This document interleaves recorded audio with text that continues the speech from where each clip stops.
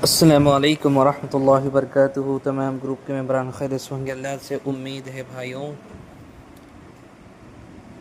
ज़िंदगी कई किस्में हैं। ज़िंदगी में कई किस्में हैं। लोग छुपाते हैं कई बातें। क्या क्या बातें छुपाते हैं लोग बोले तो आ, बहुत सारे लोग दिल से तकलीफ़ देते हैं इंसानों को। एक इंसान एक इंसान को तकलीफ़ देता है ज़बान के ज़रिए। ऐसी तकलीफ़ देता है कि इंसान सोचने परेशानियों में लग जाता उस सोच के वजह से कि उसे एक ज़हनी बीमारी या जिस्मानी बीमारी या ठंडा गरम जिस्म का हो जाना, ज़्यादा टेंशन सोचने लगा तो अच्छा था।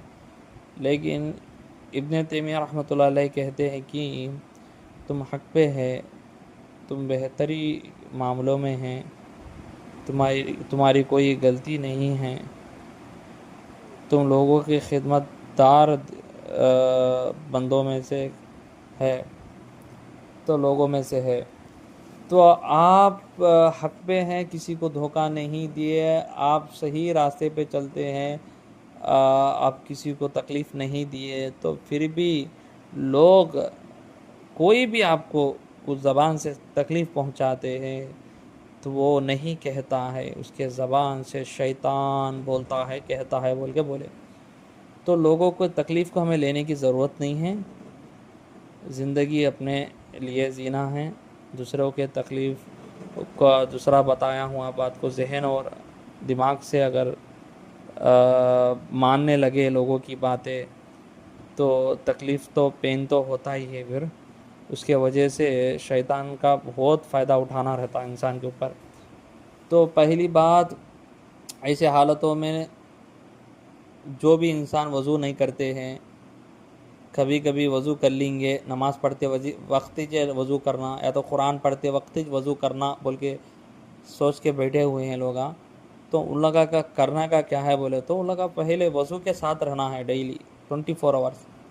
24 आवर्स बोले तो 12 घंटे तो हम जागते रहते, उसमें तो वज़ू के साथ वो कभी भी तहारत वगैरह गए, कभी भी हम लोग वज़ू करते वज़ू कर लेके रहना है।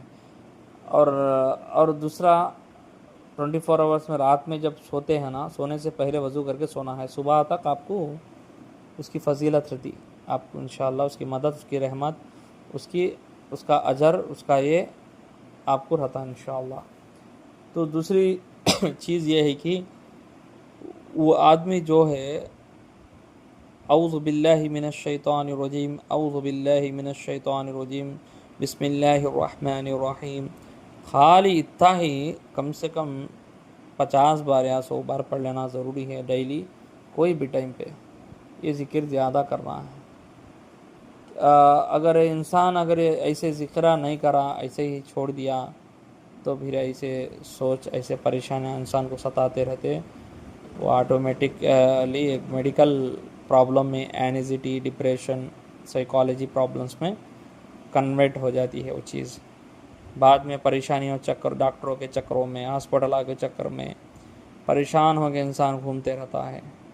तो भाइयों बहन, कहने का मकसद एक ही है कि कभी भी लोगों के बातों को गौर न करो।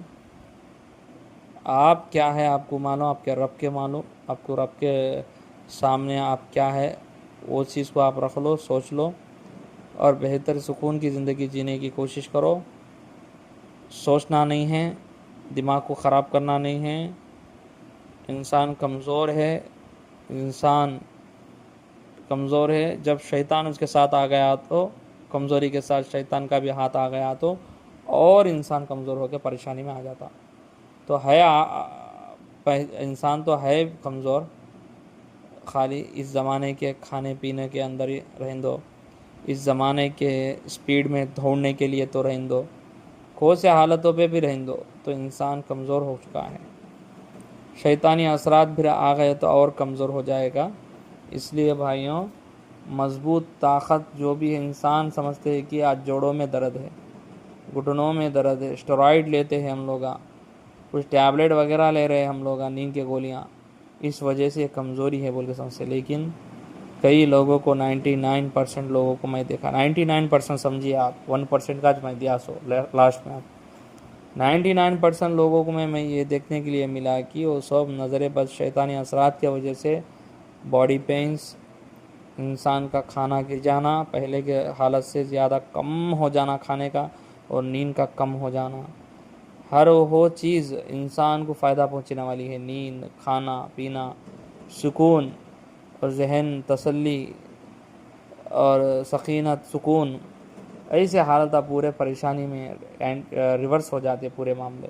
खाना गिर जाता, कम हो जाता, नींद कम हो जाती और सुकून चली जाती। सोचना सोचना सोचना, क्या तो मर जाता हम, क्या तो हो जाता, क्या हो कि कल क्या है, कि आज क्या हूँ, कि कैसा है, कि कई कई किस्म के ख्याल आना। तो ये सब चीज़ें है भाई।